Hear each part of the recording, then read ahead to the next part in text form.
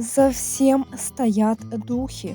Пренебрегая человека Божьего, пренебрегая слова проповеди, не разбирая его вот так досконально, до каждого откровения, то мы пренебрегаем Духом Святым. И есть вариант того, что ты будешь слушать что-то другое.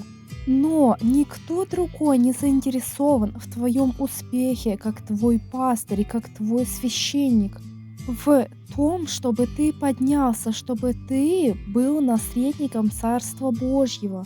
А все остальные духи, то есть бесы, они только и ждут, как бы уничтожить твою жизнь, как бы ее разрушить.